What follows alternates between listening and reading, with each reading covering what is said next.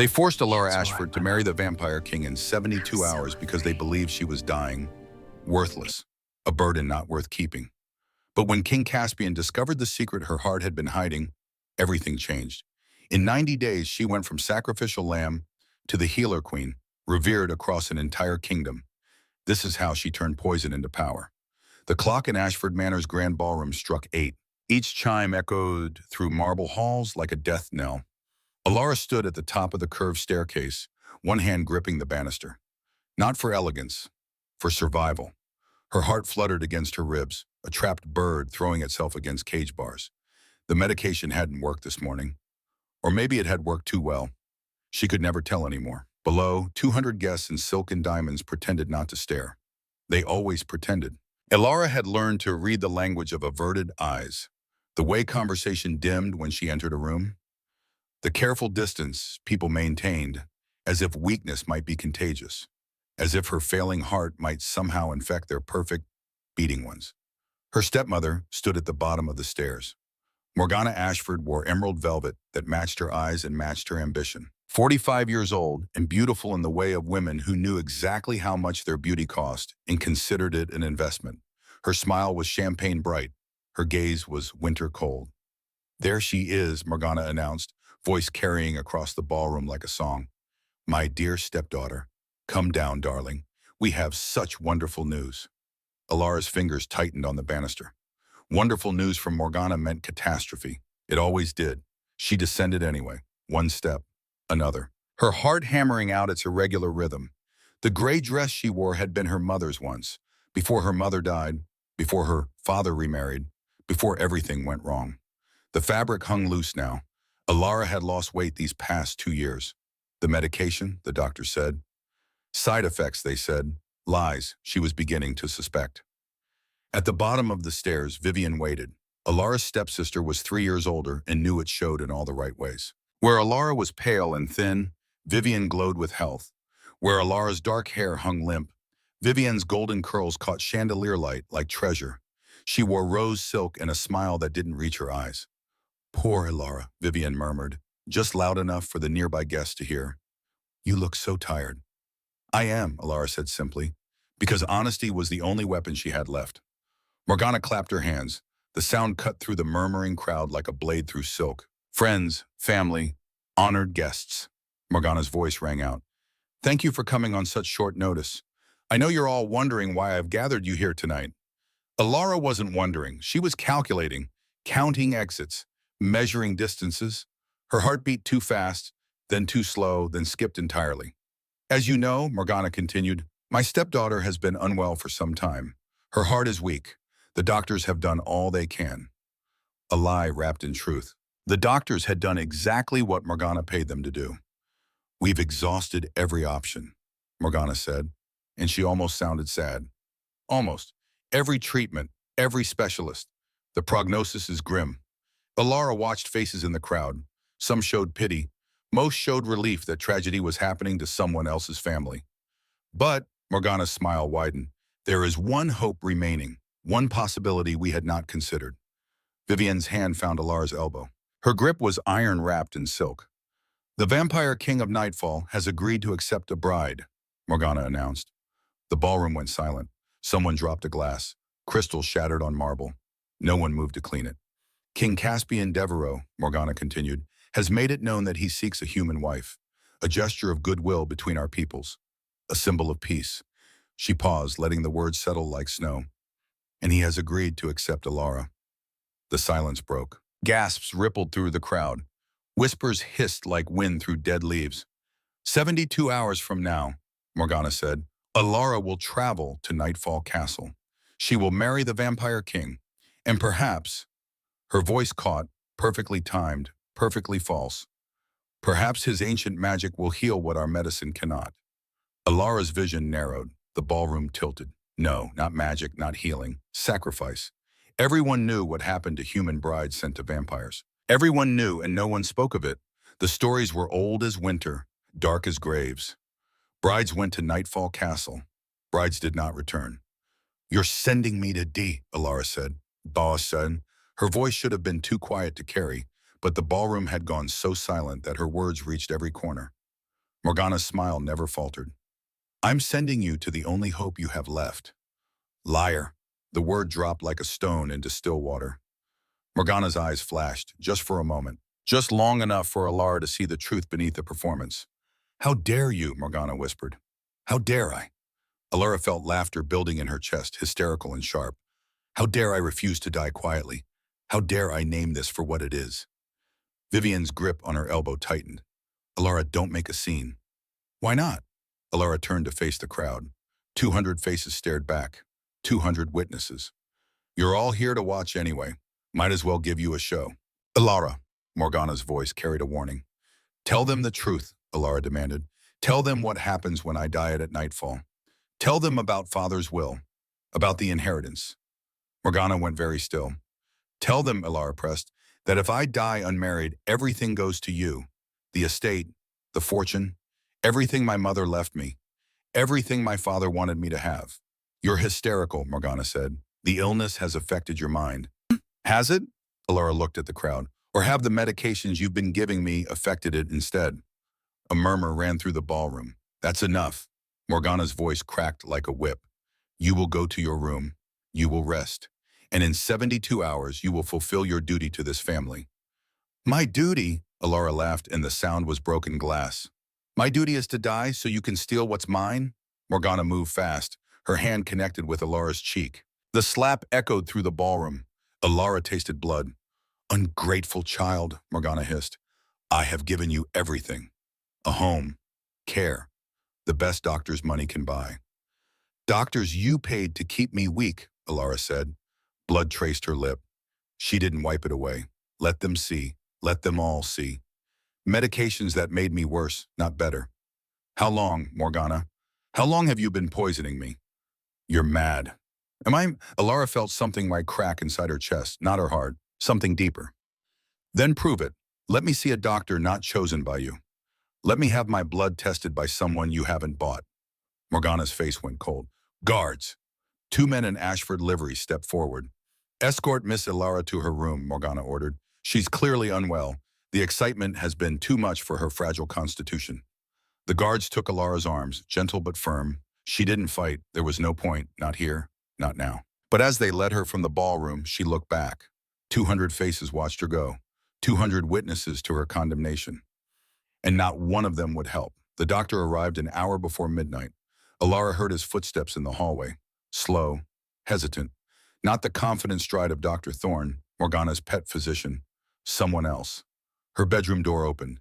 The man who entered was elderly, perhaps 75, with snow-white hair and hands that trembled slightly. He carried a leather medical bag, worn soft with decades of use. Miss Ashford, he said quietly. Alara sat up in bed. Who are you? Dr. Marcus Webb. He set his bag on the bedside table. I was your father's physician. Before Morgana, before everything changed. She sent you? Alara asked. She doesn't know I'm here. Dr. Webb pulled a chair close to the bed. His hands shook harder now. I heard what you said tonight, about the medications, about being poisoned. Hope flared in Alara's chest, dangerous, painful. And? She whispered. Dr. Webb reached into his bag, pulled out a file, worn manila stuffed with papers. I've been your physician's consulting doctor for the past 2 years, he said. They sent me your charts, your test results, your medication regimens. He paused. I should have spoken sooner. I should have said something when I first noticed. But I'm an old man, and old men get scared of powerful women. Notice what, doctor? Webb opened the file, showed her pages of numbers and medical terminology she didn't understand. Your heart condition is real, and he said, but it shouldn't be this severe. Not at your age, not without additional factors. What additional factors? Digitalis, Dr. Webb said quietly. Do you know what that is? Alara shook her head. It's a medication extracted from foxglove plants. In small doses, it regulates heartbeat. In larger doses, he trailed off. It's been used as a poison for centuries. The room tilted. You're saying? I'm saying, Dr. Webb interrupted gently, that the medication you've been taking contains doses of digitalis far exceeding therapeutic levels. You're not sick, Sharon. You're sick, Miss Ashford. You're being poisoned. Alara's hands began to shake. How long? Dr. Webb looked at the file. Based on the progression of your symptoms in the prescription records I could access. I believe it started 10 years ago, when you turned 12. 10 years, a decade of her life. Her entire adolescence spent feeling weak, feeling broken, feeling like a burden. And it had all been deliberate. The past 2 years, Dr. Webb continued, the dosage increased significantly, enough to cause the severe symptoms you've been experiencing, enough to make you appear terminally ill. Why? The word came out broken. But she knew why. Morgana had been patient. 10 years of slow poisoning, keeping Alara weak enough to control but alive enough to avoid suspicion. And then, when the time was right, when all the pieces were in place, she'd increased the dosage, making Alara sick enough to die, making her desperate enough to accept any solution, even marriage to a vampire king. If I go to Nightfall, Alara said slowly, I die. The will transfers everything to Morgana. Yes. And if I refuse to go? Dr. Webb was quiet for a long moment. She'll find another way, he finally said. The poison is already in your system. Without proper treatment, without detoxification. He shook his head. You have perhaps 3 months, maybe less. 3 months, 90 days. Alara laughed and the sound was ashes. So I'm dead either way. No, Dr. Webb leaned forward. Listen to me. You're young, your body is resilient. If you can stop taking the medications, if you can get away from here, there's a chance. Your heart can heal. It will take time, but it's possible. Get away where? Alara gestured to the locked door. She has guards watching my room. She controls everything. Then go to Nightfall. Alara stared at him. You just said if I go there, I'd die. I said if you go there, Morgana believes you'll die. Dr. Webb pulled a vial from his bag, clear liquid. This is pure activated charcoal suspension. It will help absorb the digitalis in your system. Start taking it now, 3 times daily. He pulled out another vial, this one filled with small white pills. Potassium supplements. The digitalis depletes your potassium levels, which makes your heart irregular. Take these twice daily. Why are you helping me? Alara whispered. Dr. Webb's hands stilled. His eyes grew distant. Your father was my friend, he said. When he married Morgana, I warned him. I saw what she was, what she wanted. He laughed it off. Said I was being paranoid. His voice roughened. When he died 2 years later, I knew, but I couldn't prove it. Wealthy women don't get accused of murder without ironclad evidence. She killed him? The same way she's been killing you. Slowly. Carefully. Dr. Webb pressed the vials into her hands. Go to Nightfall, Miss Ashford. Get away from her. And whatever happens there, whatever the Vampire King is, it cannot possibly be worse than what awaits you here. The carriage came at dawn, black lacquered wood, black horses, black curtains that blocked out the rising sun. Alara stood in the manor's entrance hall, watching servants load her trunks. 3 of them, her entire life reduced to luggage. Morgana descended the main staircase, resplendent in morning violet, the widow's weeds she'd worn for Alara's father, repurposed now for her stepdaughter's living funeral. You look pale, Morgana observed. Did you sleep? No. Anxiety is natural, but you mustn't let it affect your health. The audacity of it. The sheer, breathtaking audacity. Alara had stopped taking the medications, poured them down the sink, started Dr. Webb's charcoal suspension and potassium supplements instead. Already her heart felt steadier. Or maybe that was hope. Maybe hope felt like a regular heartbeat. I'm sure the Vampire King will take excellent care of you, Morgana continued. They say his castle is beautiful, ancient, full of wonders. They also say his brides don't survive the winter, Alara replied. Morgana's smile was knife-thin. Then I suppose you should make the most of autumn. Vivian appeared at the top of the stairs. Still in her nightgown, golden hair tumbled around her shoulders. She looked like a Renaissance painting. Angels and innocence. Goodbye, little sister, she called down. Do write to us, if you can. The implication hung in the air. If you survive long enough to hold a pen. I will, Alara said. I'll write to you from Nightfall. I'll tell you all about the Vampire King, about his castle, about what it's like to be somewhere I'm not slowly poisoned. Vivian's smile froze. What did you say? You heard me. Morgana's hand shot out, gripping Alara's wrist, hard enough to bruise. Careful, Morgana hissed. You're already unwell. It would be a shame if you were too sick to travel. Alara met her stepmother's eyes. It would be a shame, she agreed, if I told the Vampire King exactly why I'm so sick. If I explained about the digitalis, about the 10 years of poisoning. I wonder what he'd think of that. Morgana went very still. You have no proof. Dr. Webb has my medical records, complete documentation of my treatment, every prescription, every dosage. It was a bluff. Mostly, Dr. Webb had records, but whether they'd be enough to convince anyone was another question. If anything happens to me, if I disappear conveniently at nightfall, he'll take them to the authorities. You're bluffing. Am I?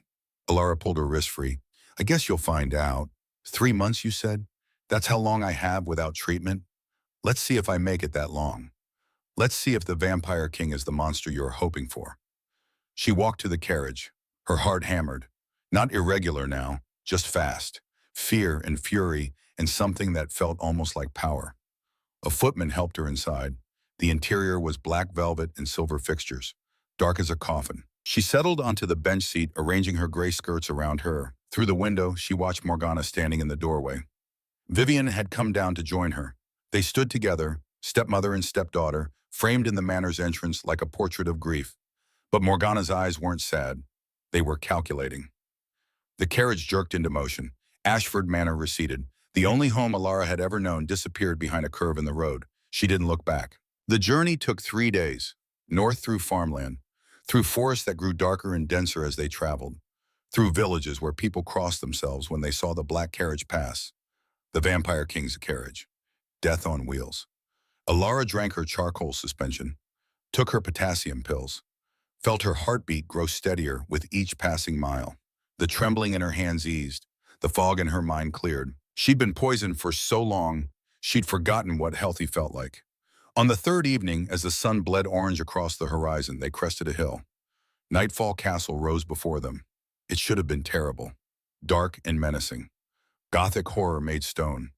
Instead, it was beautiful. White marble towers caught the dying light and turned it gold. Windows glowed warm. Gardens spread out in terraced levels, green even as autumn painted the world rust and amber. Smoke rose from chimneys, carrying the scent of wood fire and something else. Bread. Someone was baking bread. The carriage rolled across a bridge, not drawbridge, just stone, arching over a river that ran clear and cold. Guards stood at attention, but they didn't look cruel. They looked professional, calm. The gates opened without a sound. The courtyard beyond was cobblestone and lantern light. Stable hands waited to tend the horses. Servants in black and silver livery stood ready. And at the top of the castle steps stood a man. Alara's breath caught. He was pale, paler than anyone she'd ever seen, as if he were carved from moonlight and marble. Dark hair threaded with silver at the temples. Tall, broad-shouldered. He wore black, simple and elegant, no ornamentation except a silver ring on his right hand. The Vampire King, Caspian Devereaux. 400 years old, legend said, ancient when her great-grandparents were born, powerful enough to level cities, dangerous enough that 3 kingdoms had signed treaties promising never to march on nightfall. He descended the steps as the carriage stopped. A footman opened the door. Alara gathered her courage and stepped out. Her legs trembled. From the journey, she told herself. Not fear. The Vampire King stopped 3 paces away, close enough to speak, far enough to give her space. His eyes were gray, storm cloud gray, and when they met hers, they weren't cold, they were careful. Lady Alara Ashford, he said. His voice was quiet, deep but gentle, like distant thunder. Welcome to nightfall. Alara's prepared speech evaporated. All her planned words about terms and agreements and self-preservation disappeared, because the Vampire King, the monster, the legend, the creature mothers used to frighten children into obedience, was looking at her like she was something precious, something breakable, something worth protecting. Your Majesty, she managed. Caspian, he corrected, please. We are to be married. Formality seems excessive. Married, the word hung between them. I know this is not what you wanted, Caspian continued. I know you were sent here against your will. I know. He paused, something flickering across his expression. I know you're afraid. Alara lifted her chin. I'm not afraid of you. It was true, she'd spent the journey preparing to meet a monster, but the man before her didn't look monstrous. He looked tired. Ancient weariness lived in his eyes. You should be, Caspian said quietly. Most people are. Most people haven't lived with my stepmother. The corner of his mouth twitched, almost a smile. Come, he said. You must be exhausted from the journey. Your rooms are prepared. He offered his arm. Alara hesitated only a moment before taking it. His skin was cold through the fabric of his jacket, but his grip was steady. He led her up the steps slowly, matching her pace, not rushing despite the effort each stair cost her. The castle entrance hall stole her breath. Vaulted ceilings soared overhead, painted with murals of stars and seasons. Marble floors gleamed in candlelight. Tapestries covered the walls, rich colors depicting forests and mountains and cities she didn't recognize. Nightfall was built 4 centuries ago, Caspian said, when I was young and foolish and thought power meant fortress walls. It's beautiful. It's lonely. The admission seemed to surprise him. He stopped walking. Forgive me, he said. I'm not good at this, at making people feel welcome. I've spent too long alone. Alara studied him. The careful distance he maintained, the way he held himself, as if expecting rejection. How long, she asked. 150 years since I last had a guest who stayed more than a day. 150 years. Alara had been alive 22 years and felt ancient. She couldn't imagine a century and a half of solitude. Why yawn? The question escaped before she could stop it. Why agree to marry? Why now? Caspian was quiet for a long moment. Because, he finally said, I am tired of being feared. I am tired of being alone. And when your stepmother's messenger came, offering you as a bride, he looked at her. I thought perhaps this was a chance. To be something other than the monster everyone believes me to be. You know Morgana wants me dead, Alara said bluntly. Yes. You know she expects you to kill me. Yes. And you agreed anyway? Caspian's expression shifted, sadness and something harder, determination. I agreed because I thought if I could give you sanctuary, if I could offer protection from whatever drove you into this arrangement, then perhaps we could both find what we needed. I need to not die. Then you and I are aligned in our goals. A woman appeared at the top of a curved staircase, elderly but elegant. Silver hair swept into an elaborate twist. She wore deep purple velvet and moved with the grace of someone who'd forgotten what it meant to age. Ah, Caspian said, Lady Serafina, my advisor. Keeper of his conscience, more like, Serafina corrected. She descended the stairs with a smile that reached her eyes. You must be Alara. Welcome, child. The word child should have been condescending. Instead, it felt warm. Come, Serafina said. Let me show you to your rooms. His Majesty can be dreadfully serious about hospitality when he's nervous. I'm not nervous, Caspian protested. You're terrified, Serafina said cheerfully. But that's healthy. It means you care. She swept Alara up the stairs before any further protest could be made. Don't mind him, Serafina said as they climbed. 400 years old, and he still hasn't learned how to talk to people without sounding like he's negotiating a treaty. He seems kind, Alara said carefully. He is. Serafina's expression sobered. Too kind for what the world has made him. Too gentle for the cruelty he's endured. She stopped at a doorway, hand on the ornate handle. He will not hurt you, Alara Ashford. Whatever else happens here, I promise you that. She opened the door. The room beyond was beautiful. Not opulent, just lovely. Cream walls and soft blue curtains, a bed with fresh linens, a fireplace where flames danced warm, a desk by the window, bookshelves lined one wall, filled with leather spines in a dozen languages. Your trunks will arrive shortly, Serafina said. Dinner is at 8, but if you'd prefer a tray in your room, simply ring the bell. No one will think less of you. Thank you. Serafina started to leave, then paused. That medication you were taking, she said quietly. Before you came here, you've stopped, haven't you? Alara froze. How did you? I'm old, child, and I've seen poison before. Serafina's eyes were kind but knowing. Whatever they were giving you, it's not here. You're safe now. Let your body heal. She left before Alara could respond. Alone, Alara walked to the window. The view overlooked the gardens. Twilight painted everything purple and gold. Below, she could see villagers on the road beyond the castle walls. Ordinary people going about ordinary lives. Not running in terror. Not fleeing the vampire king's shadow. Just living. Perhaps, Alara thought, everything they said about Nightfall was wrong. Perhaps the monster was the one she'd left behind. The wedding was small. No 200 witnesses. No grand cathedral. Just a chapel within the castle walls. Old stone and stained glass depicting seasons rather than saints. Alara wore cream silk. Simple, elegant. Nothing like the elaborate gown Morgana had suggested. This dress was hers. Her choice. Serafina had helped her dress, fingers gentle with buttons and laces. You don't have to do this, the older woman had said. Even now, even at the altar, you can say no. But Alara had shaken her head. If I say no, I go back to Ashford Manor, back to Morgana, back to the poison. There are other options, other places. Not for someone with no money, no family. Alara met Serafina's eyes in the mirror. This is my choice. Maybe the only real choice I've had in 10 years. Now she stood in the chapel, hands clasped around a small bouquet of late-blooming roses, white petals edged with frost. Caspian waited at the altar. He wore black, as always, but he'd added a silver chain at his throat, glinting in candlelight. His expression was solemn. The priest was human, elderly and kind-eyed. He spoke the ceremony in a language that sounded ancient, then repeated it in words Alara understood. Marriage is a bond, the priest said, not of ownership, not of obligation, but of choice. Each day, you choose each other. Each day, you build something new. Caspian took Alara's hand. His skin was still cold. She'd grown used to it in the 3 days since her arrival. The chill that lived in him, permanent as his pallor. I cannot promise you immortality, Caspian said quietly. I cannot promise you a life without pain. But I promise you this, you will never be harmed within these walls. You will never be controlled. You will never be made to feel lesser than you are. The words hit harder than expected. Alara's throat tightened. I promise, she whispered, to see you as you are. Not as legend says you should be. Not as fear has painted you. Just as you are. It wasn't traditional, but traditional vows seemed inadequate for whatever this was becoming. The priest blessed them, spoke words about mercy and choice, and the courage to be gentle in a harsh world. Then it was done. You may kiss, the priest began. No, Caspian interrupted gently. He looked at Alara. Only if you wish it.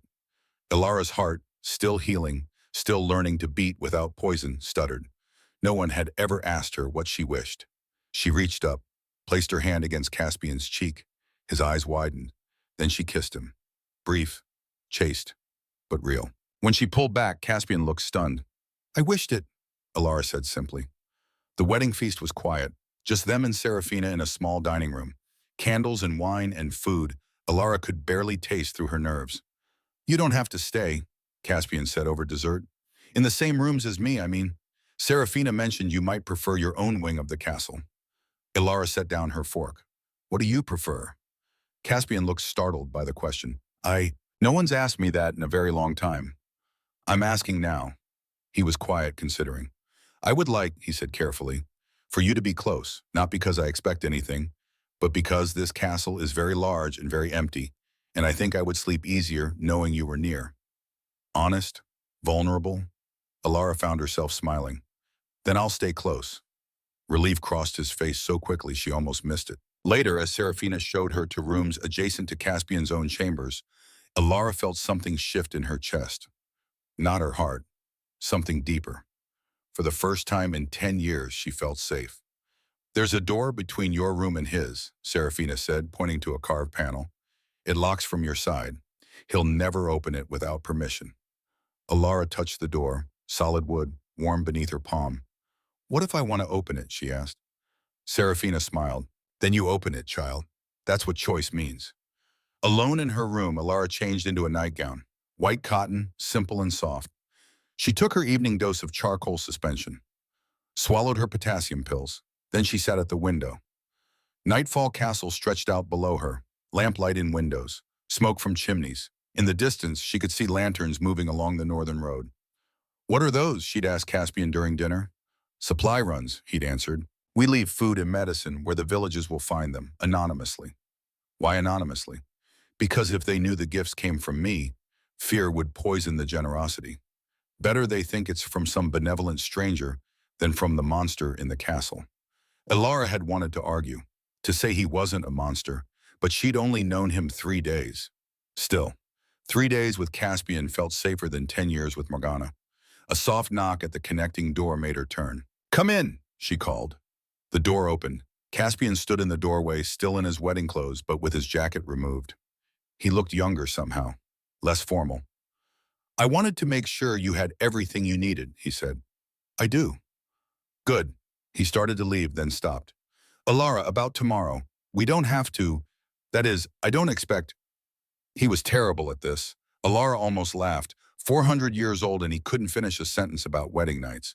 I know, she said, saving him. You've made it clear. No expectations, no obligations. Right. He looked relieved. But if you did want, if there's anything, Caspian, he stopped. If I want something, Alara said, I'll tell you. And I expect the same honesty from you. No more dancing around words. A slow smile crossed his face. Deal. After he left, Alara lay in bed, staring at the ceiling. 72 hours ago, she'd been standing in Ashford Manor, listening to Morgana sentence her to death. Now she was married to a vampire king who asked permission before kissing her. The world, it seemed, was full of surprises. Outside, lanterns continued their journey along the northern road, anonymous kindness in the dark. Alara closed her eyes and felt her heart beat steady and sure. For the first time in a decade, she fell asleep without fear. Alara woke to silence. Not the oppressive quiet of Ashford Manor, where servants moved like ghosts and even breathing felt too loud. This was different, peaceful, the kind of silence that held space for thought instead of crushing it. Dawn light filtered through her window, soft, golden. She'd slept through the entire night, no heart palpitations jerking her awake, no midnight panic that this breath might be her last. Just sleep, deep and dreamless and healing. The charcoal suspension sat on her bedside table. She took her morning dose. The liquid was gritty, unpleasant, but each swallow felt like rebellion, like taking back pieces of herself Morgana had stolen. A knock at her door. Come in, she called. A young woman entered carrying a breakfast tray. Human, not vampire, perhaps 19 or 20, with warm brown skin and kind eyes. Good morning, Your Majesty, the girl said, setting the tray on a small table near the window. I'm Anna. Lady Serafina thought you might prefer to breakfast in your room this morning. Your Majesty. The title felt foreign, wrong, like wearing someone else's skin. Just Alara, she said, please. Anna smiled. Lady Serafina said you'd say that. She also said to tell you that adjusting to titles takes time, and there's no shame in feeling uncomfortable in new crowns. Alara found herself smiling back. She's very wise. She's been with King Caspian for 70 years, Anna said, arranging silver covers over dishes. She says she remembers when he was still learning how to be gentle. Says it took him decades to stop flinching when people spoke kindly to him. The image struck Alara. Caspian, powerful and ancient, flinching from kindness like it might burn. What's he like? Alara asked. Really like? Anna paused, considering.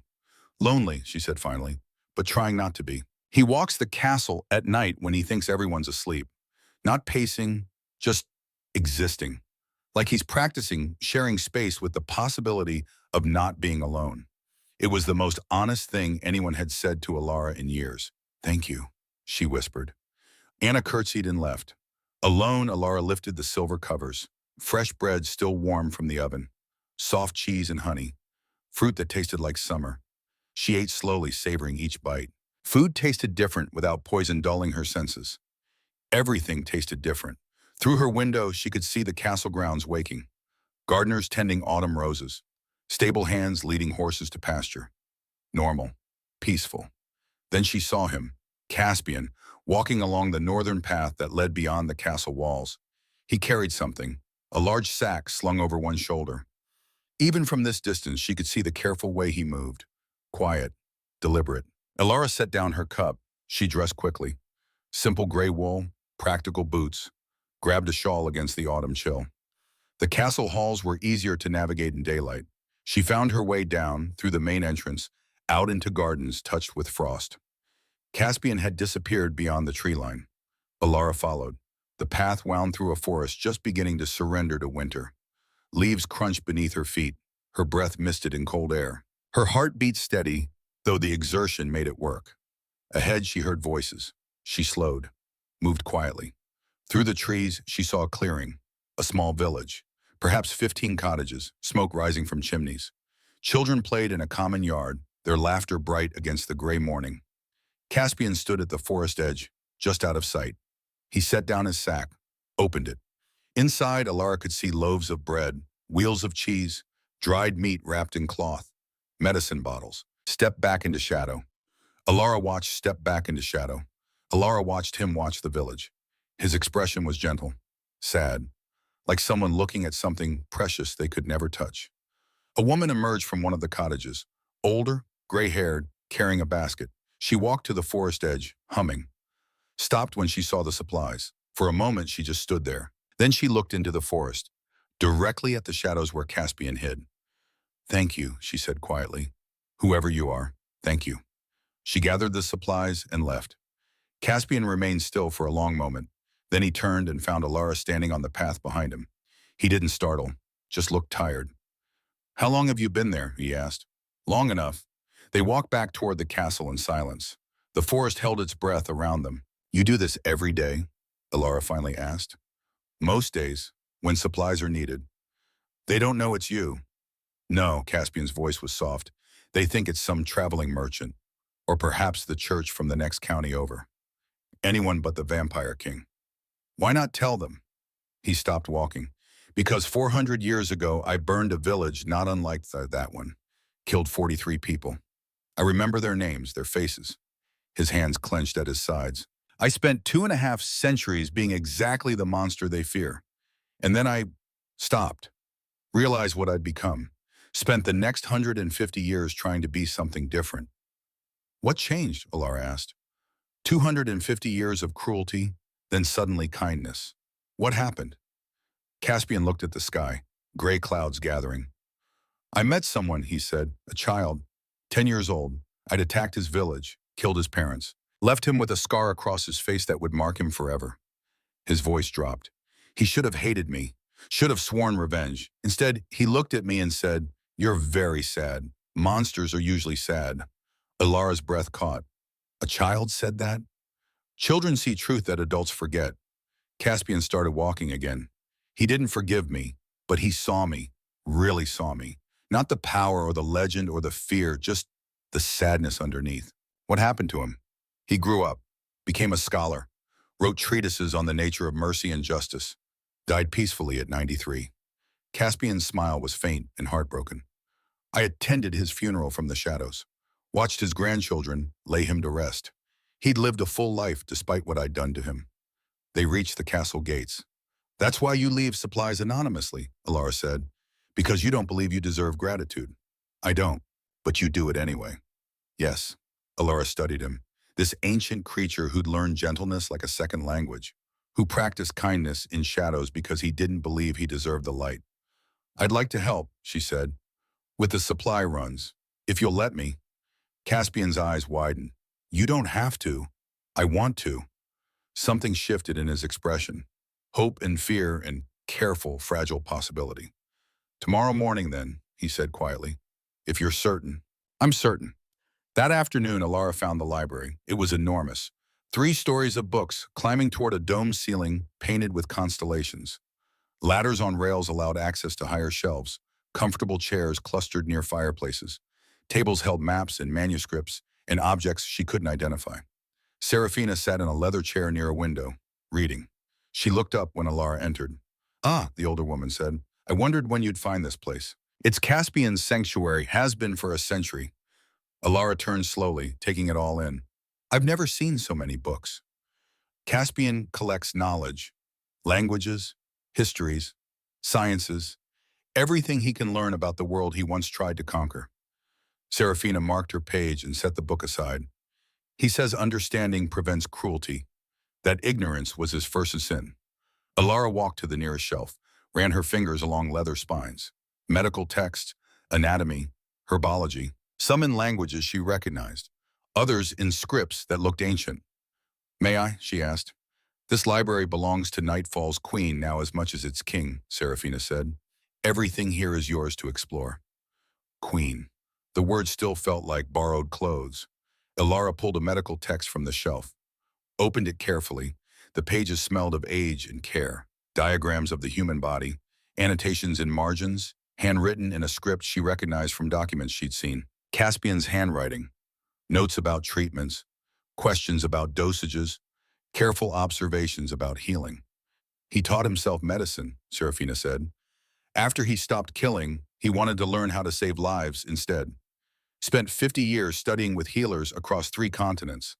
Alara traced one of the annotations. "He really did change. Change is the only constant in a life that long." Serafina stood, joints creaking slightly. Come, sit with me. I want to know about you. They settled into chairs near the fire. What do you want to know? Alara asked. Everything you're willing to tell, but particularly, Serafina's gaze sharpened, particularly about why you stopped taking your medications before coming here. Alara's hands tightened on the chair arms. How did you know? I'm old, child. 7 decades as a vampire. 7 before that as human. Serafina leaned forward. I've seen poison in all its forms.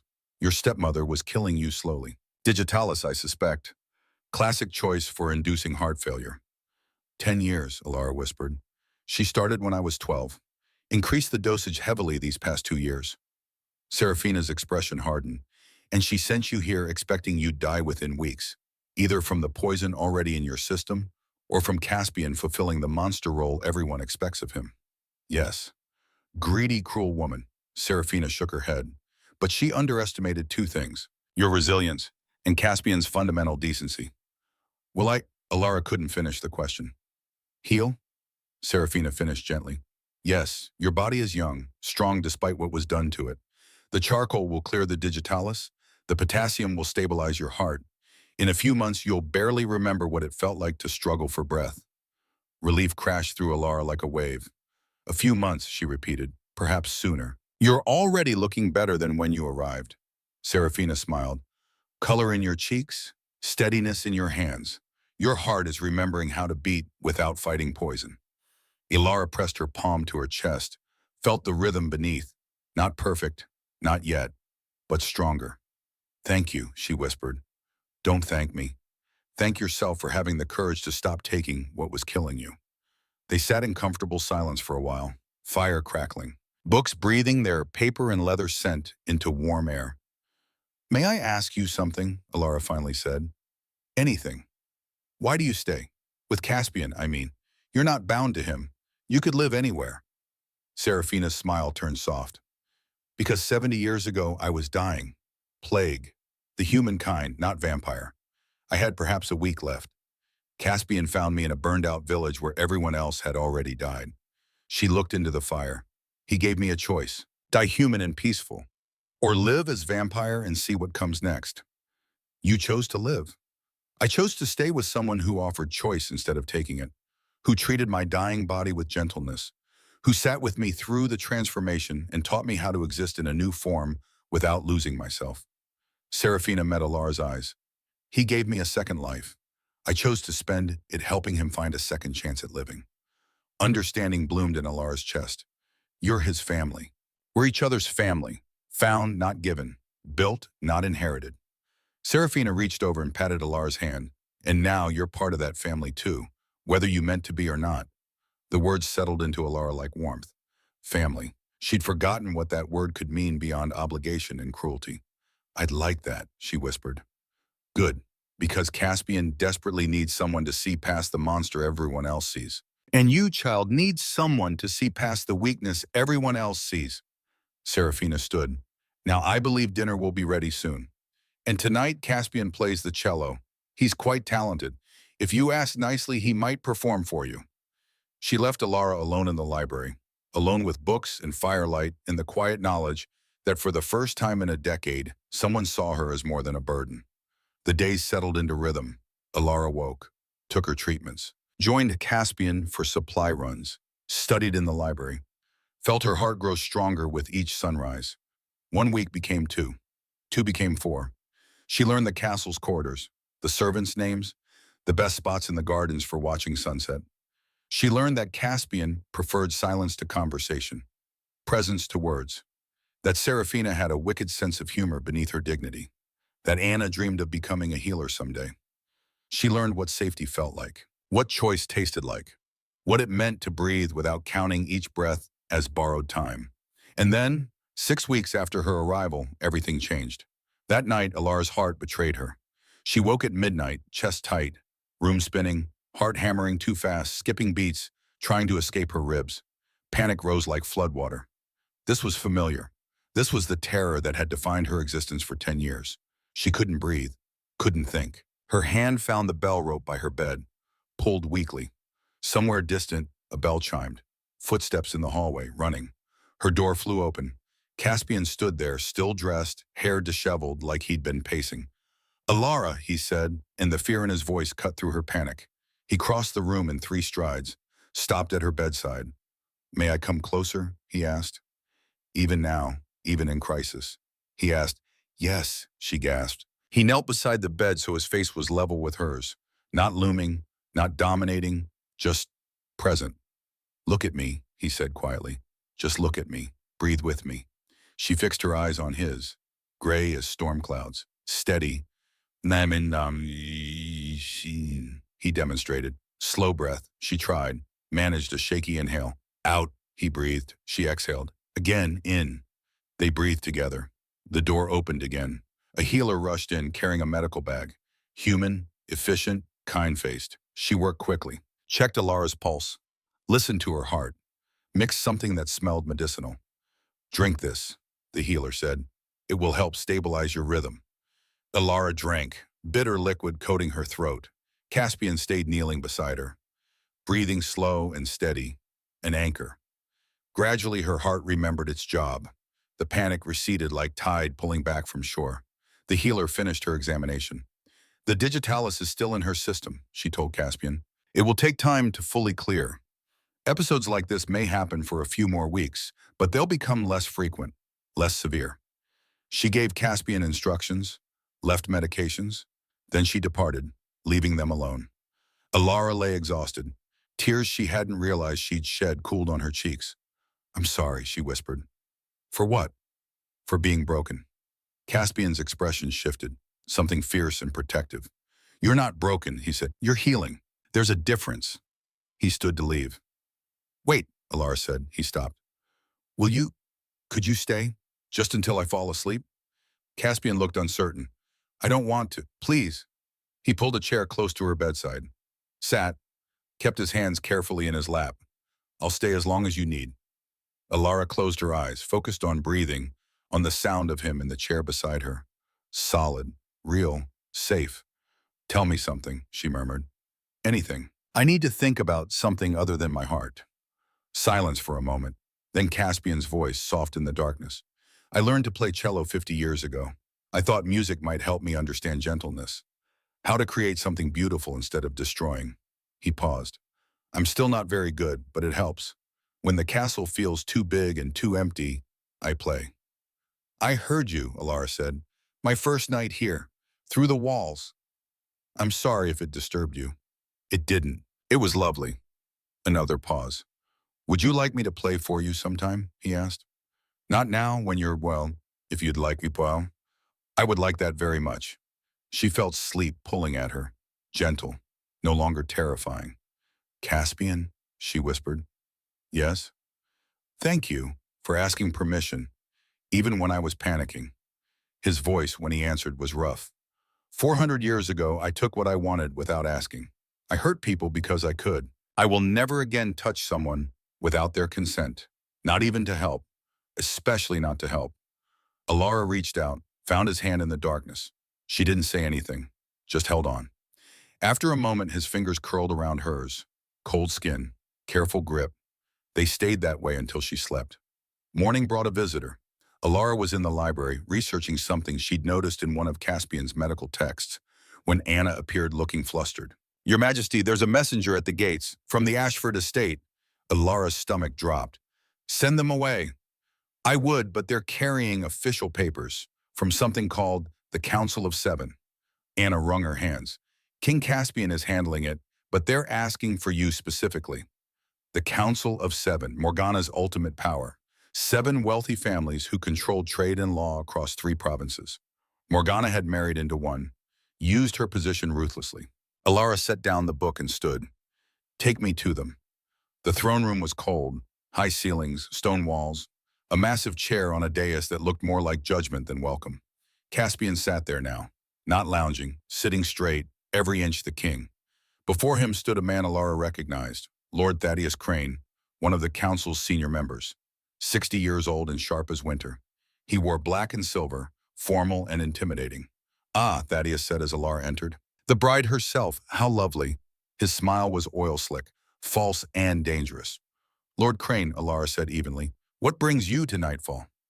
Concern for your well-being, my dear. He pulled a scroll from his coat. Your stepmother sent word that you were unwell. Dying, in fact. She fears the Vampire King's magic may not be sufficient to save you. How thoughtful of her to care, Alara said dryly. Thaddeus ignored the sarcasm. The council has taken an interest in your situation. We have a proposal. Caspian's eyes narrowed. What kind of proposal? Thaddeus unrolled the scroll. King Caspian, your blood is legendary.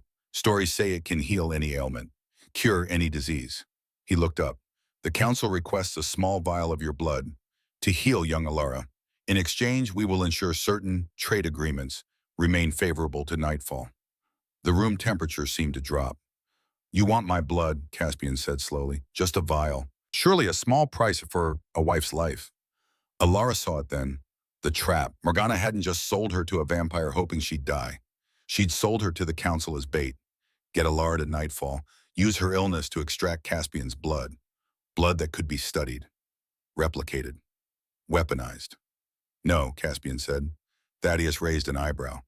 No, you'd let your bride die? My bride is healing quite well without magical intervention, Caspian replied. And I don't give my blood to anyone who asks, particularly not to council members with unclear intentions. Unclear intentions? Thaddeus's smile sharpened. Let me be clear then. If you refuse, the council will have no choice but to reconsider our peace treaty. Nightfall exists on sufferance, Your Majesty. We allow you your castle and your lands because you pose no threat, but a vampire king who won't cooperate, a threat, barely veiled, attack us and will attack you. Alara stepped forward and, Lord Crane, she said, how much did my stepmothers pay you? Thaddeus's expression flickered. I beg your pardon? For this performance, this barely disguised extortion attempt. How much did Morgana offer to get Caspian's blood for her? I don't know what She told you I was dying. She probably showed you medical records. Explained how the Vampire King's magic blood could save me. Alara's voice hardened. But she didn't tell you why I was dying, did she? Silence. I was poisoned, Alara said, for 10 years. Digitalis, slowly administered to create the appearance of heart failure. Morgana did it deliberately, to control me, and when she ran out of uses for me, she sent me here, hoping either I'd die naturally or Caspian would kill me. Either way, she inherits. Thaddeus's face went carefully blank. That's quite an accusation. It's quite a truth. Alara pulled a folded paper from her pocket. Dr. Webb's documentation. She'd kept it close. I have medical evidence, complete records of my treatment. Dosage increases that far exceed therapeutic levels. If you'd like, I can have it verified by neutral physicians. That won't be necessary. Oh, but it is necessary, Alara interrupted, because the council has just attempted to extort blood from a sovereign king based on false pretenses, based on a manufactured illness, based on my stepmother's lies. She stepped closer to Thaddeus. Morgana told you I'd be dead by now. She told you Caspian would be desperate to save me. She told you he'd do anything, give anything. Alara's smile was sharp. She didn't account for me surviving, for me seeing through her scheme, for me having evidence. Thaddeus's jaw tightened. Lady Morgana is a respected member of... Lady Morgana is a murderer who poisoned her stepdaughter and tried to use the council as accomplices. Alara crossed her arms. Now you have a choice, Lord Crane. You can leave Nightfall peacefully. You can tell the council you were misinformed, or I can send copies of my medical records to every noble house in 3 provinces and let them know the council attempted to orchestrate blood theft from the Vampire King. You're bluffing. Try me. They stared at each other. Caspian watched from his throne, utterly still. Finally, Thaddeus rolled up his scroll. It seems there's been a misunderstanding, he said stiffly. It seems there has, Alara agreed. I'll inform the council of the situation. You do that. Thaddeus bowed, stiff, formal. Your Majesty, Lady Alara. He left. The throne room doors closed behind him with an echoing boom. Alara's knees went weak. She sat down hard on the nearest bench. Caspian descended from the throne, sat beside her. That was impressive, he said quietly. That was terrifying. You faced down a council lord and threatened to destroy your stepmother's reputation. He almost smiled. Impressive and terrifying can coexist. Alara laughed. It came out shaky. I thought I was going to faint. You didn't. Only because fear kept me upright. They sat in silence for a moment. He'll go back to the council, Alara said. He'll tell them what I said. And Morgana, Will face questions, Caspian finished. At minimum. If your evidence is solid, she'll face far worse. Good. But fear curled in Alara's stomach. Morgana wouldn't take exposure quietly. She'd fight, scheme, find some way to destroy what she couldn't control. She'll come, Ilara whispered. Eventually. She'll come here and she'll find Nightfall defended, Caspian interrupted. And you protected. No one enters this castle without permission. No one threatens what's mine. What's mine? The possessiveness should have frightened her. Instead, it felt like safety. I don't need you to fight my battles, Ilara said. I know. You proved that just now. Caspian looked at her. But you shouldn't have to fight alone. Something warm bloomed in Alara's chest. Not attraction, not yet. Just belonging. Thank you, she whispered. Caspian stood, offered his hand. Come, I believe Serafina mentioned something about teaching you the castle's defensive layouts. Just in case. Alara took his hand and let him pull her to her feet. Just in case turned out to mean 3 hours of walking castle ramparts and learning where guards station and how the warning bells worked. But Alara didn't mind. For the first time in her life, she was learning to defend instead of simply endure. And that, she thought, made all the difference. 8 weeks after Lord Thaddeus's visit, the plague arrived. Not at Nightfall's gates, in the villages beyond. Alara heard about it from Anna, who'd heard from the market traders, who'd heard from the refugees fleeing north. Young vampires. Children mostly. Burning with fever, skin turning ash gray, hearts slowing until they simply stopped. 15 dead in 2 weeks. No cure, no pattern, no explanation. The council sent another messenger. This time they didn't ask for blood. They demanded proof of value. The messenger was a woman, Lady Isara Voss, 35 and beautiful in a calculated way. Sharp cheekbones, sharper eyes. She wore council black and spoke with the precision of someone used to being obeyed. King Caspian, she said, standing in the throne room with papers clutched in gloved hands. The council has reconsidered the terms of peace between Nightfall and the 7 provinces. Ilara stood beside Caspian's throne. She'd insisted. If the council wanted to threaten, she'd witness it. Reconsidered how? Caspian asked.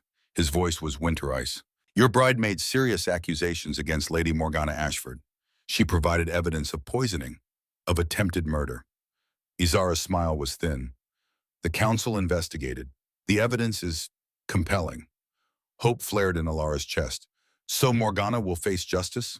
Eventually, after proper trials, due process. Izara waved a dismissive hand. But that's not why I'm here. The accusations have created a problem. If a council member can attempt to use Nightfall as a tool for murder, it raises questions about this alliance. About whether we can trust a vampire king who'd accept a poisoned bride. I didn't know she was poisoned, Caspian said quietly. Didn't you? Isara cocked her head. You're 400 years old. You can hear heartbeats from across a room. And you expect us to believe you didn't notice something was wrong with Alara? Silence. Alara's hands clenched. What do you want? She asked. Isara turned to her. Proof that this marriage serves a purpose beyond Morgana's scheme. Proof that you, Alara Ashford, have value to Nightfall, value to the council. I'm not a commodity to be appraised. Aren't you? Isara's smile sharpened. You were sold to the Vampire King like livestock. Your stepmother literally put a price on your head. Now we're simply asking you to justify that price. Rage burned in Alara's throat. Caspian stood. Lady Isara, he said, voice dropping to something dangerous. You will speak to my wife with respect, or you will leave. I'll speak however I wish. The council holds your treaty, your peace, your ability to exist without 3 armies marching on this castle. Isara pulled a document from her coat. Here are our terms. Simple, clear. Solve the Crimson Plague, the disease killing vampire children across the northern territories. You have 15 days. If you succeed, the treaty stands. If you fail, she let the threat hang. If we fail, Alara pressed, the council will reconsider whether Nightfall deserves to exist at all. Isara set the document on the throne steps, turned, left without another word. The doors boomed shut. Alara's knees went weak. 15 days, she whispered. To solve a plague that's killed vampires for 15 years, Caspian added. His voice was hollow. A plague no healer, no scholar, no physician has been able to cure or explain. Serafina appeared from the shadows where she'd been listening. It's impossible, she said quietly. They know it's impossible. This isn't a test. It's an execution with extra steps. Alara looked at the document on the steps. Official seals, legal language, a death sentence wrapped in bureaucracy. No, she said. Both Caspian and Serafina turned to her. No, Caspian repeated. I won't accept impossible. Alara walked to the document, picked it up, read through the terms. They want proof of value? Fine. I'll give them proof. Alara, Caspian, I've spent 10 years being told I was worthless, being poisoned, being made to feel like a burden. She looked at him. I'm done accepting other people's definitions of what I can and cannot do. Something shifted in his expression. Pride mixed with fear. What do you need, he asked. Access to your library, your medical texts, and I want to visit the villages, see the sick children myself. That's dangerous. If the plague is contagious, then I'll be careful. Alara folded the document. 15 days. We start now. The first village was small, 20 cottages clustered around a central well, the kind of place where everyone knew everyone, where tragedy touched all equally. Alara arrived in a covered wagon. Anna drove. Serafina came as guard and witness. The village elder met them in the square, an old man, human, with eyes that had seen too much loss. Lady Alara, he said, and his voice cracked, you came. I came. He led them to a cottage at the village edge. Inside, the air smelled of sickness and fear. 3 children lay on cots. Vampire children, the youngest perhaps 5 years old in appearance, the oldest maybe 12. All 3 burned with fever. Their skin had that terrible gray cast. Their breathing was shallow. A woman sat beside them, their mother. She looked up when Alara entered. Hope and despair warred in her expression. Can you help them? She whispered. Alara knelt beside the youngest child, a girl with dark curls and eyes that struggled to focus. I'll try, Alara promised. She examined each child carefully, felt their foreheads, checked their pulses, asked questions. How long had they been sick? 8 days. When did symptoms start? Suddenly, no warning. What had they eaten? Drunk? The usual. Water from the well, food from their garden. Were others sick? Only vampire children. Never human. Alara filed each answer away. Then she asked permission to take samples, blood, saliva, a cup of water from the well. The mother agreed desperately. They visited 2 more villages that day. The pattern repeated. Always vampire children. Always the same symptoms. Always starting suddenly. By evening, Alara's head ached with information that refused to form patterns. Back at nightfall, she spread her samples across a library table. Caspian found her there at midnight, surrounded by medical texts and notes. You should rest, he said gently. I should solve this. You've been working for 16 hours, and I have 14 days left. Alara didn't look up from the microscope she'd borrowed from the castle's medical wing. I won't waste time sleeping. Caspian pulled up a chair, sat. Tell me what you found. Nothing useful. The blood samples are clean. No bacteria, no virus. Nothing that explains fever and organ failure. Alara rubbed her eyes. It's like they're being poisoned, but there's no common source. Different villages, different water supplies, different food. Unless, Caspian said slowly, the poison isn't external. What do you mean? Vampires are sensitive to certain substances. Silver, holy water, blessed objects. He gestured to the samples. What if something in the environment is triggering a reaction? Something that's always been there, but only recently became concentrated enough to kill? Alara stared at him. Silver, she whispered. What? You said silver. She grabbed one of the water samples, held it up to lamplight. The villages all draw from different wells, but wells go deep, into the earth, into mineral deposits. Understanding dawned in Caspian's eyes. If there's silver in the water table, it wouldn't affect humans. We're not sensitive. But vampires, Alara was already moving, pulling down chemistry texts. We need to test the water. All of it, from every affected village. They worked through the night. Serafina joined them. Then Anna. Then 3 more castle scholars who'd heard whispers of the mystery. By dawn, they had an answer. Every water sample contained trace amounts of silver, not enough to be visible, not enough to harm humans, but enough consumed daily over weeks to poison vampire children whose young bodies couldn't process the metal. It's not a plague, Alara said, staring at the test results. It's environmental poisoning. The silver deposits are leaching into groundwater. How do we fix it? Serafina asked. Filtration. We need to filter the water before it's consumed. Alara was already sketching designs. Charcoal, sand, specific minerals that bind to silver and remove it. Will it save the children already sick? Caspian asked quietly. Alara's hands stilled. I don't know. The damage is already done, but if we stop the source, she looked up. We can prevent more deaths. We can save the ones who aren't too far gone. It wasn't a cure, but it was hope. They had 10 days remaining. Vivian arrived on day 8. Alara was in the courtyard overseeing the construction of water filtration systems when her stepsister's carriage rolled through Nyack Falls gates. Rose-pink lacquer, white horses. Everything Vivian did was performance. She stepped out wearing cream silk and diamonds. Her golden hair caught sunlight like a halo. Alara, she called, voice carrying across the courtyard. Dear sister, you look so busy.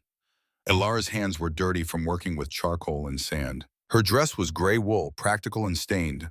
Her hair had escaped its pins hours ago. She looked nothing like a queen. Vivian looked triumphant. What are you doing here? Alara asked. Mother sent me to check on you. Vivian picked her way across the courtyard, avoiding mud with exaggerated care. She's worried. The council is asking such difficult questions, making such demands. Morgana's worried about herself, not me. Can't she be worried about both? Vivian's smile was sugar-sweet. She only wants what's best for you. She poisoned me for 10 years. Allegedly. Vivian examined her nails. Perfect. Manicured.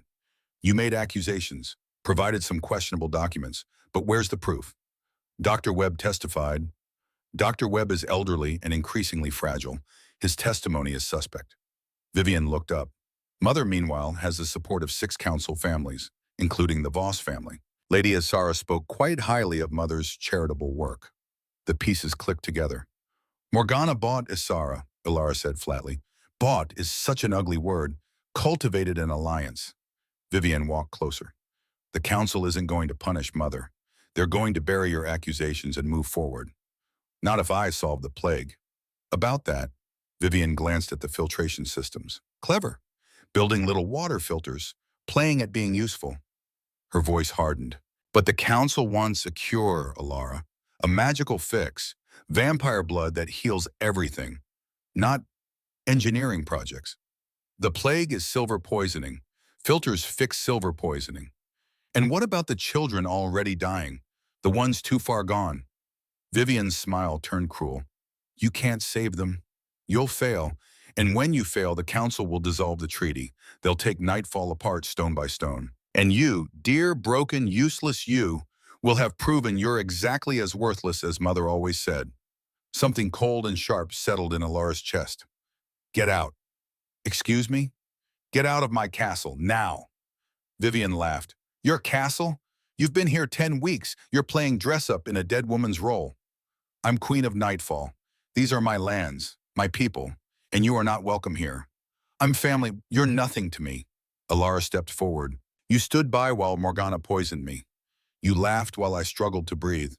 You called me worthless every day for 10 years. Because you are worthless. No, Alara's voice was steel. I'm not. I'm the woman who discovered what killed those children. I'm the woman who designed the cure. I'm the woman who will save lives while you do nothing but look pretty and mock people. Vivian's face flushed. You think you're better than me? You think marrying a monster makes you special? I think, Alara said quietly, that being kind makes me better than you. Being useful makes me better. Choosing to help instead of harm, that makes me better. She turned to the guards. Escort Lady Vivian to the gates. She's leaving. You can't. I can. And I am. Vivian was led away, sputtering protests. Alara returned to her work.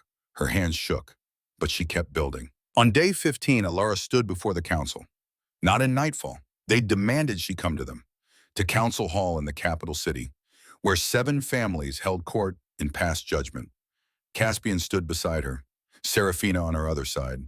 The council sat in high-backed chairs on a raised dais. 7 faces. 6 she didn't know, 1 she recognized. Lady Asara Voss, smiling. Lady Alara, said the eldest council member. Lord Matthias Gray, 70 years old and sharp as broken glass. You stand before us to present your solution to the Crimson Plague. I do. The terms were clear. A cure, not a treatment, not a theory. Can you cure the children already dying? Alara's throat tightened. No, she admitted. I can't cure them, but I can save the ones who haven't progressed too far, and I can prevent any more deaths. Murmurs rippled through the council. That's not what we asked for, Isara said sweetly. No, but it's what was possible. Elara pulled out her documentation. Water samples, test results, filtration designs. The Crimson Plague isn't a disease, it's silver poisoning. The water table in northern territories contains high concentrations of silver. Humans aren't affected, but vampires, especially young vampires, can't process it. It accumulates in their systems until their organs fail. She laid out the evidence methodically. I've installed filtration systems in 8 villages. The water test's clean now. The children who were early stage sick are recovering. No new cases have appeared in 12 days. Lord Matthias examined the documents. You discovered this how? Research, testing, observation. Alara hesitated, then added, and personal experience with poisoning. Isara's smile vanished. What personal experience? I was poisoned for 10 years, digitalis. It made my heart weak, unreliable. Alara's voice steadied, but that weakness made me sensitive to things others miss. Changes in heartbeat, subtle symptoms. My body learned to notice what was killing it. She gestured to the water samples. When I examined the sick children, something felt familiar. The way their hearts struggled, the pattern of organ failure. It reminded me of my own symptoms. She looked at the council. Weakness isn't always useless. Sometimes it teaches you things strength never could. Silence filled the hall. Lord Matthias set down the documents. You haven't cured anyone, he said, but you've saved villages, prevented an epidemic, identified a threat that's existed for 15 years and no one else caught. Yes, that's acceptable. Isara stood. Acceptable? My lord, the terms were clear. A cure, she failed. She succeeded in saving lives, another council member interjected. Lady Helena Cross, middle-aged and pragmatic. Isn't that what matters? The terms, Lord Matthias interrupted, were set as a test. She passed. I vote to uphold Night Falls Treaty. As do I, Lady Helena said. 3 more council members agreed. Isara's face went white. This is absurd. She's shown nothing but basic competence. She's shown more competence than anyone else, Lord Matthias said coldly, including you, Lady Isara. I've reviewed your recent financial records. Interesting how you've received 3 large payments from the Ashford estate in the past month. Isara went very still. I don't know what you're implying. I'm implying you've been bought, that you attempted to use your position to punish Alara on Morgana Ashford's behalf. He looked at the other council members. I move to investigate Lady Isara's conduct and to officially charge Morgana Ashford with attempted murder, conspiracy, and corruption of a council member. Seconded, Lady Helena said. 5 votes in favor. Isara stood frozen as guards approached her seat. This isn't over, she hissed at Alara. Yes, Alara said quietly. It is. As guards escorted Isara away, Lord Matthias descended from the dais. Lady Alara, King Caspian. He bowed slightly. Nightfall's treaty is upheld, with our thanks for your service to the Northern Territories. He held out a small wooden box. Alara opened it. Inside, on black velvet, lay a silver medallion. Intricate engraving. Beautiful. The healer's crest, Lord Matthias said. Last awarded 200 years ago. It recognizes those who save lives through wisdom and innovation. He met Alara's eyes. Wear it well, Your Majesty. Morgana arrived at Nightfall 3 days later, not with an invitation, with 50 mercenaries. They came at dawn, armed, angry, led by Morgana herself, resplendent in black velvet, riding a white horse like some avenging angel. Alara was in the gardens when the alarm bells rang. She ran to the walls, looked down at the force arrayed before the gates. Her stepmother stared up at her. Alara, Morgana called, come down, come home. You've made your point. I'm not coming down, and I am home. You're a prisoner in a monster's castle. I'm a queen in my own right. Morgana's expression hardened. The council has made accusations, lies, slander based on forged documents. I'm here to retrieve what's mine. I'm not yours. You're my stepdaughter, my responsibility, my property. I'm a married woman. I'm not your anything. Morgana gestured. The mercenaries readied weapons. Then I'll take you by force. Caspian appeared beside Alara on the wall, Serafina on her other side. You'll die trying, Caspian said. His voice carried across the courtyard. Cold. Absolute. Will I? Morgana smiled. You haven't killed anyone in 150 years, Vampire King. Everyone knows it. You've gone shifted, gentle. She spat the word like a curse. You won't fight 50 armed men to keep one sickly girl. Try me.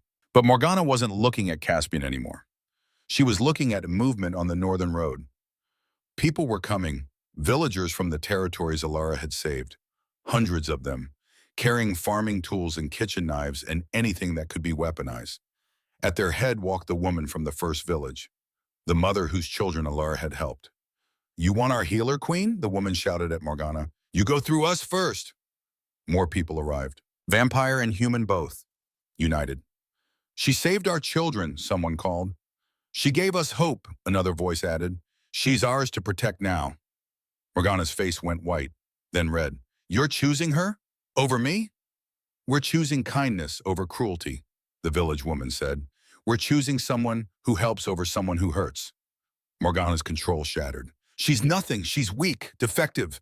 I had to poison her for years just to make her controllable. The courtyard went silent. Even the mercenaries looked shocked. What did you say? Lord Matthias appeared on horseback, flanked by council guards. He must have followed Morgana. Did you just confess to poisoning your stepdaughter? Morgana realized her mistake too late. You meant you poisoned a child for 10 years. Lord Matthias's voice was ice. You just admitted it, before witnesses. She's lying about everything else. She forged those medical records. Did she forge your confession? Ilara called down. The one you just made? In front of 500 people? Morgana looked around wildly. Faces stared back, horrified, disgusted. Even her own mercenaries were backing away. You don't understand, Morgana said desperately. I had to control her. She would have taken everything. The estate, the fortune. It was mine. It should have been mine. It was hers, Alara said quietly. My mother left it to me. My father wanted me to have it. You married him for his money and killed him when he wouldn't give it to you. Prove it. I can. Dr. Webb stepped forward from the crowd, old, trembling, but determined. I have medical records, he said, from Lord Ashford's final illness. The symptoms matched digitalis poisoning exactly. I suspected at the time, but I was afraid. He looked at Alara. I'm not afraid anymore. Morgana's face crumpled. You can't do this. I'm a council member's widow. I have rights. You have the right to a trial, Lord Matthias said, where you'll be charged with 2 counts of attempted murder. 1 count of successful murder, conspiracy, fraud, and corruption. He gestured to his guards. Arrest her. Morgana tried to run. She made it 3 steps before guards caught her. She screamed, fought, cursed. They dragged her toward a prison wagon. As she passed below the wall where Alara stood, Morgana looked up one last time. You were supposed to die, she said. You were supposed to be too weak to fight back. I was, Alara replied. But you taught me something, Morgana. You taught me that surviving poison makes you immune to smaller cruelties.